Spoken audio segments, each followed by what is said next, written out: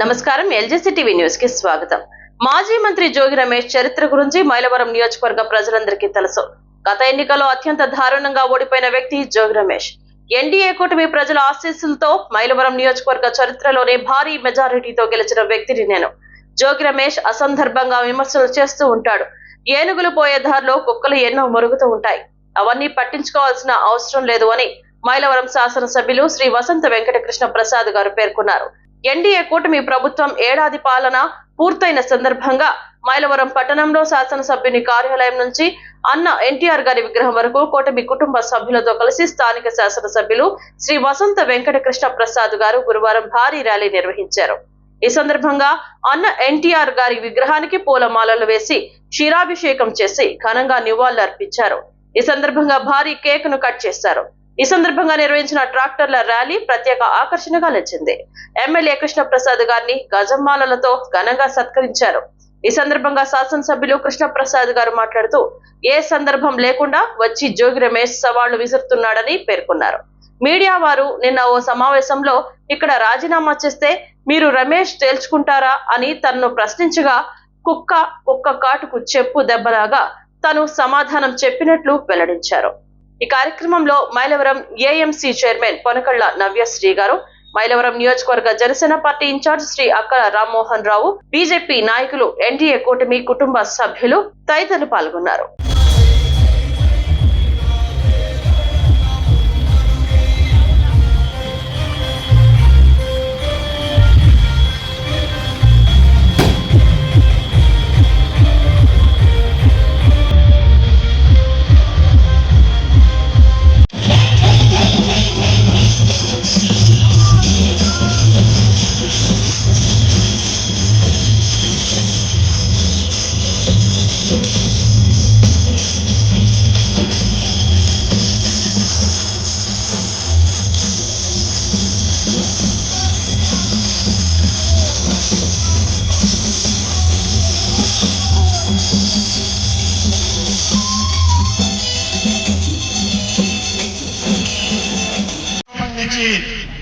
ఈ రోజు రాష్ట్రంలో ఉన్న నిస్సహాయులు, వృద్ధులు, అర్హత కలిగిన వాళ్ళందరికీ పెన్షన్ ఇస్తా ఉన్నాం.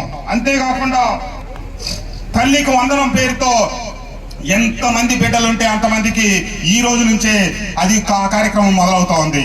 అలాగే అన్న క్యాంటీన్లు ప్రారంభమైనవి.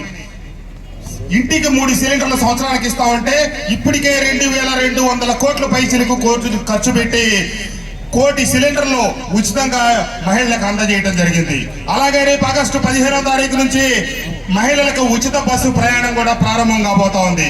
ఒక పక్క విధ్వంసమైన రాష్ట్ర ఆర్థిక పరిస్థితిని చక్కదిద్దటం, సరిదిద్దటం, గాడిలు పెట్టడం, చిత్రమైన రోడ్లు బాగు చేయటం, కొత్త రోడ్లు నిర్మించటం, గత ప్రభుత్వం చేసిన అప్పులన్నీ తీర్చడం, కొత్తగా సంక్షేమ పథకాలు అమలు చేయటం, ఈ కొత్త పథకాలు అమలు చేయటం కత్తి మీద సాముగా ఉన్నప్పటికీ చంద్రబాబు నాయుడు గారు, పవన్ కళ్యాణ్ గారు ప్రతి విషయాన్ని కేంద్ర ప్రభుత్వ సహకారంతో దశల వారీగా ముందుకు తీసుకెళ్తున్నారు. మీరందరూ గమనించండి. అతను తల్లికి వందనం ఇస్తున్నామంటే మొన్నటిదాకా ఇవ్వలేదని అల్లారు చేశారు. ఈ రోజు నుంచి ప్రారంభం అవుతుందని తెలిసి మొన్న 4వ తారీఖు ఆందోళనకు పిలిపించారు. ఆందోళన కారణం ఏంటంటే ఇవ్వట్లేదని. ఈ రోజు మళ్ళీ కథనాలు వండి వాడుతా ఉన్నారు. అందరికీ ఇవ్వట్లా, కొందరికే ఇస్తున్నారని. ఈ రకంగా ప్రతి దానికి ఒక కొత్త ఎత్తుగడ, విధ్వంసం సృష్టించడం, అపోహలు సృష్టించడం, అల్లరి గందరగోళం సృష్టించడం, సాక్షి టీవీ, సాక్షి ఛానల్, వైసీపీ వాళ్ళ నైజం అనేది గమనించి మనమందరం ఎక్కడ మహిళలను కించపరిచే ప్రకటనలు కానీ, మహిళల మీద వెకిలి పోస్టులు కానీ, మనం ఎవరిని దోషణలకు దిగే పరిస్థితులు నేను ఇంతవరకు ఎక్కడ చేయలే, మీరు గమనించుంటారు. దయచేసి మీరు అందరూ కూడా అదే రీతిలో ఉండాలని. వెకిలి పోస్టులు, వెకిలి చేష్టలు, వెకిలి మాటలు, సాక్షాత్తు మాజీ మంత్రిగా పనిచేసి అక్కడ నన్ను పట్టుకొని అంటా ఉన్నాడు, నువ్వెవడవి నందిగామ నుంచి మైలవరం వచ్చావని. మరి నువ్వెవడవి, ఇక్కడ ఎక్కడి నుంచి వచ్చావు? నువ్వు వచ్చింది కూడా జగ్గైపేట నియోజకవర్గం నుంచి మైలవరం నియోజకవర్గానికి.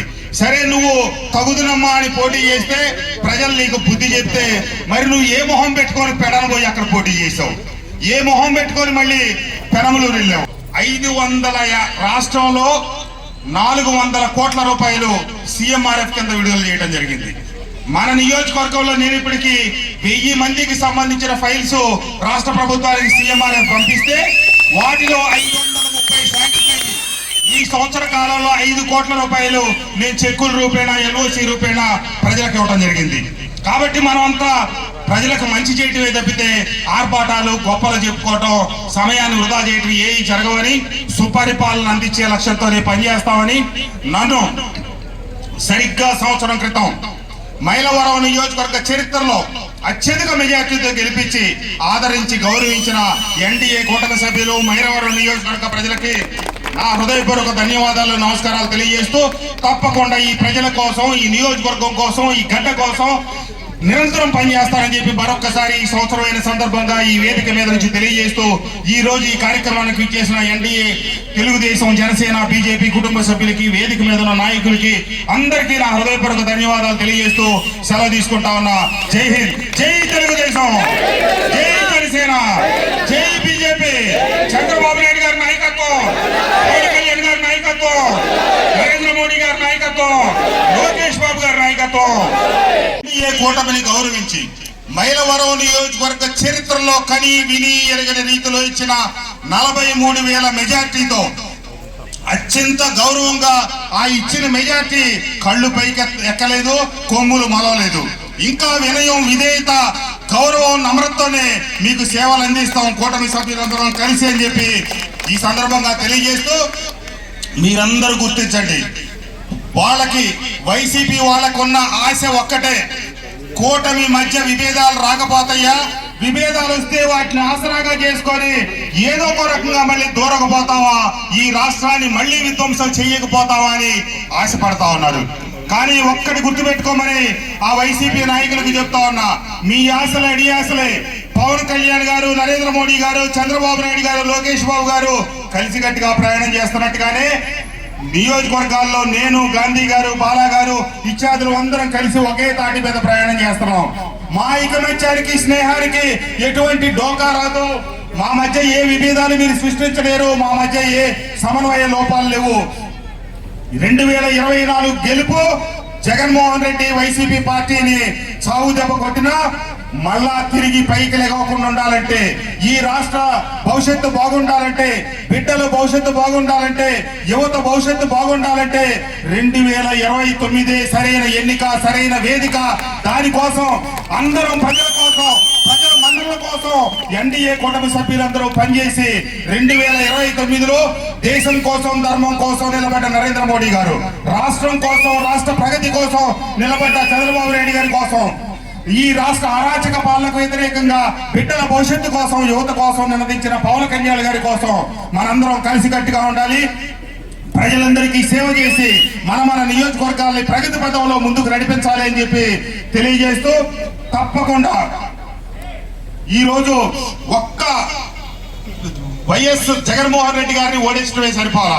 ఈ రాష్ట్రానికి పట్టిన చీడ పీడ ఆయన వారసత్వం మొత్తం కూడా ఆయన సారథ్యంలో వచ్చి నడుస్తున్నటువంటి సాక్షి పత్రిక, సాక్షి ఛానల్ చెడు అంటది, చెడు వింటది, చెడు చూస్తది, చెడు మాట్లాడుతుంది. కాబట్టి మీరెవ్వరూ సాక్షి ఛానల్ చూడొద్దు, మీరెవ్వరూ సాక్షి పత్రిక చదవద్దు. ఎందుకంటే ముందుకెళ్తే పొడవటం, వెనక్కి వస్తే తంతం. నేను వైసీపీలో పనిచేసినప్పుడు పెద్ద గొప్పవాడిని, ఆని ముత్యాన్ని, నేనంతా వివాద రహితుడిని, అవినీతి రహితుడిని. టీడీపీ కూటమిలోకి వచ్చి పోటీ చేసి ఇప్పుడు వాళ్ళకి వ్యతిరేకంగా గెలిచా కాబట్టి అవినీతికి అక్రమార్కుడిని, నేను అన్ని నియోజకవర్గంలో కుంభకోణాలు చేసేవాడిని అని చెప్పి ఈ రోజు చిత్రీకరిస్తా ఉన్నారు. అవకాశం తీసుకొని ఈ రాష్ట్రాన్ని అధోగతి పాలు చేసిన వ్యక్తి. దానికి నిరసనగానే భారతదేశ చరిత్రలో ఇంతటి మెజార్టీ ఎక్కడ ఏ రాష్ట్రంలో రాలా. మీరందరూ గమనించండి, మొన్న 4వ తారీఖున ఇక్కడ జోగి రమేష్ ఎగేసుకుంటా వచ్చాడు. ఒక 100 మంది కార్యకర్తలు చూసుకొని రెచ్చిపోయి, రా కృష్ణ ప్రసాద్ నువ్వు రాజీనామా చెయ్యి, నేను పోటీ చేస్తా, నువ్వు పోటీ. ఏమి నీకెందుకు సవాల్ వేయాల్సి వచ్చింది? నీకు నాకేమన్నా వాదోపవాదాలు జరిగినాయా?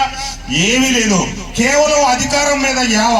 సరే నేను చెప్పాను, ఏనుగులు పోతా ఉంటే పక్కన కుక్కలు బొరుగుతూ ఉంటాయి, వాటి గురించి మనం పట్టించుకోవాల్సిన అవసరం లేదు.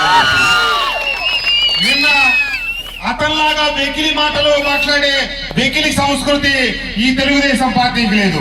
తెలుగుదేశం పార్టీ తొలి శాసనసభాపక్ష సమావేశంలో ఆ రోజు ఎన్డీఏ కూటమి శాసనసభాపక్ష సమావేశంలో మన పెద్దలు గౌరవనీయులు చంద్రబాబు నాయుడు గారు ఒకటి చెప్పారు.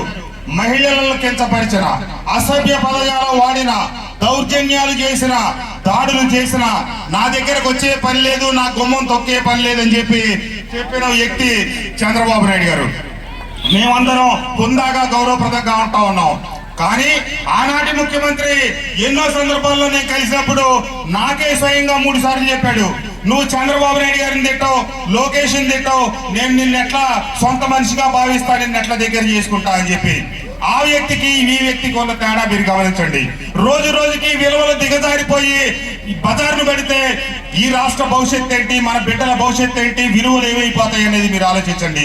అదే రీతిలో ప్రయాణం చేసే ఈ జోగి రమేష్ ఉమ్మడి కృష్ణా జిల్లాలోనే అత్యంత తేడాతో ఓడిపోయిన వ్యక్తి జోగి రమేష్. మైలవరం నియోజకవర్గ చరిత్రలో అత్యధిక మెజార్టీతో గెలిచిన వ్యక్తి వసంత కృష్ణప్రసాద్. ఎన్డీఏ కూటమి మైలవరం నియోజకవర్గ ప్రజల ఆశీస్సులు దీవెనలతో ఏ సందర్భం లేకుండా వచ్చి సవాళ్ళు ఇస్తున్నాడు. నేనంట రాజీనామా చేస్తే మన ఇద్దరం పోటీ చేసుకుందాం, నా అంతేదో తెలుస్తాడంట.